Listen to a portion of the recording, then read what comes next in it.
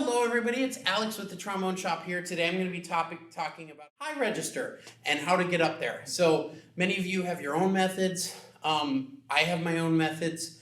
There's a lot of really great ways to get up there. And this is just to give you some extra tools that you might be able to use to reach that high register. So that, you know, when you're getting up into this high register, it's just nice and easy.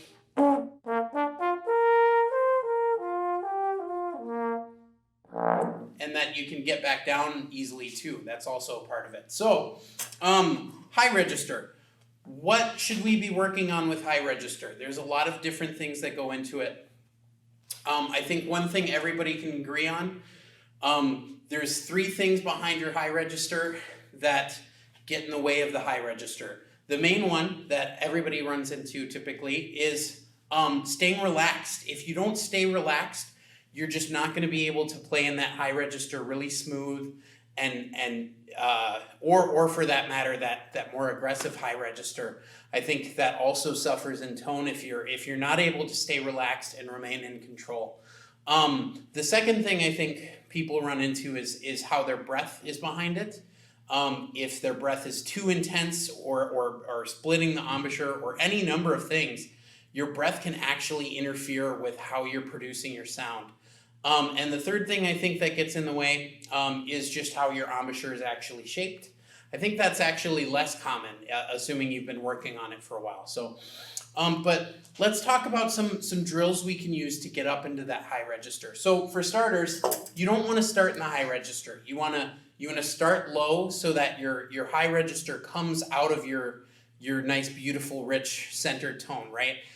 You can start as low as you feel comfortable with. You can start a little bit higher if you feel more comfortable. I recommend starting in that nice mid register, somewhere in either on one of those two partials is usually a good place to work on it. Now what I do is a method that Dr. Dickey at my undergrad, I owe this method a lot to his teaching. As well as Carmine Caruso's musical calisthenics for brass. That's where I think a lot of this comes from as well. It's kind of a trumpet methodology, but one thing that I do is I will just play a B-flat scale going up and going up 2 scale degrees and back down 1. So it'll sound like this.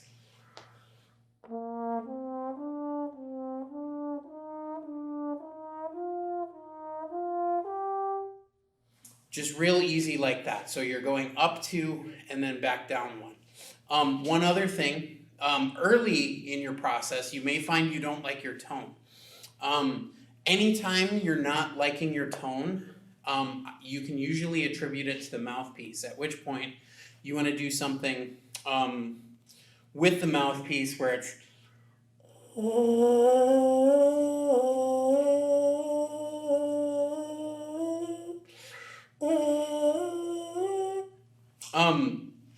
the other thing that's important to do with this exercise is to be sure that you're not resetting your lips like I just did.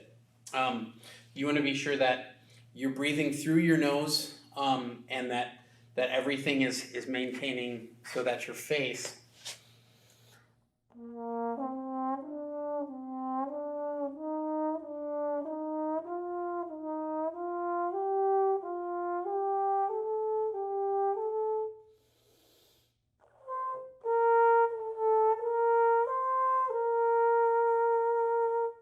It's a lot easier for me to get that tone if I'm breathing through my nose rather than my mouth, because when I breathe through my mouth, what happens is my face has a chance to reset, and it's not authentically coming from that low register, where when you do start to get into the faster paced version of this scale,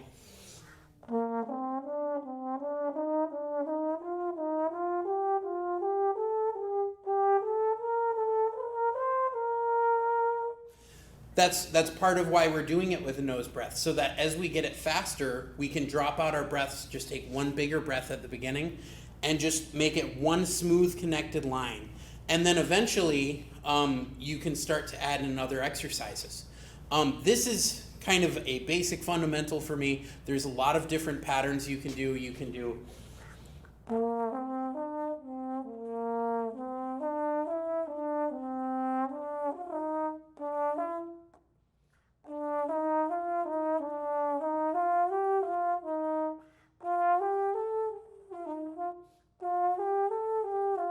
You get the idea. You build up in thirds, going back down an equal distance. You can take a little bit longer intervals.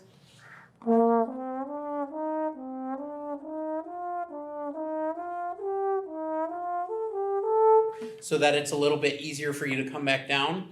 The other thing you want to do is you want to be sure that you're also able to play articulate. So once you're feeling more comfortable with your smooth scales, you want to apply that to your other registers. And I find that a good way to work on this scale is just with arpeggios. It's a really basic, just.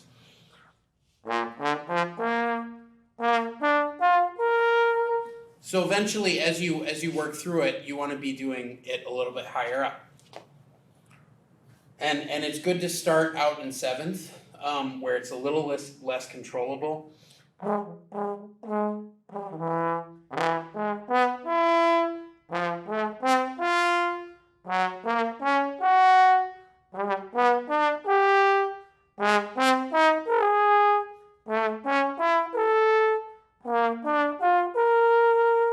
Now, to be honest, I didn't like my tone on a few of those. I'm just demonstrating what you're doing. You're moving up chromatically as you keep going.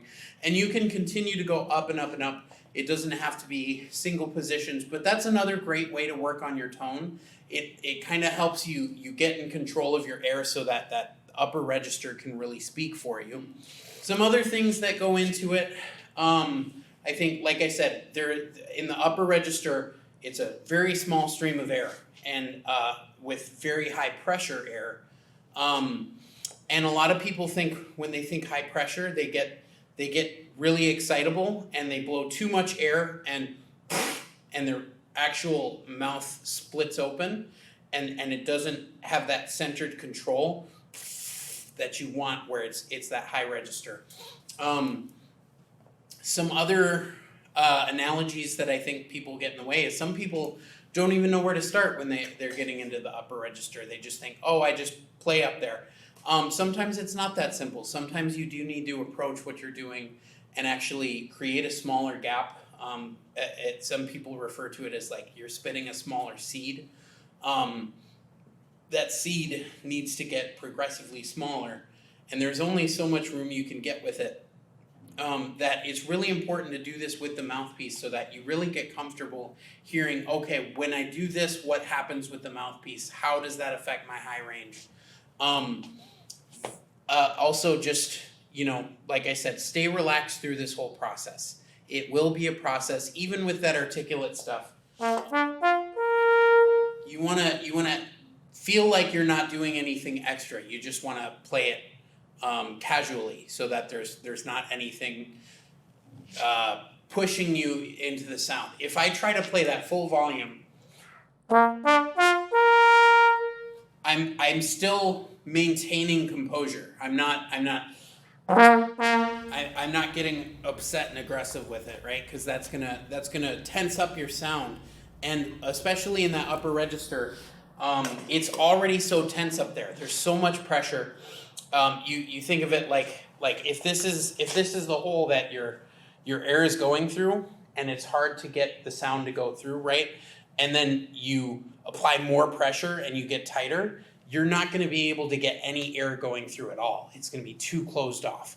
So it's finding that balance of where your airstream is going to work with the instrument and where your face is going to be controlling your airstream. There are lots of other approaches to it. If you have any questions, feel free to ask me. I've spent a long time working on my high register. I think it's one of my key areas where I excel in a lot of manners. I'm sure there's some of you players out there that are, shooting up the crazy high registers that I'm not into. But I think if you're really putting in the effort, you can really make big strides in there. But I'm happy to be a resource for you to help you improve your high register. So if you have any questions, please reach out to me. And I hope you enjoyed and found some of these tips useful. If you have any particular things that have helped you with the high register, leave them below in the comments for other people to read. I think a lot of this is a community effort where I really want you guys to be able to feel like, oh, he's wrong about this one thing or whatever. If you don't if you don't find that something works for you, these approaches don't work for everybody. There's all kinds of different approaches out there.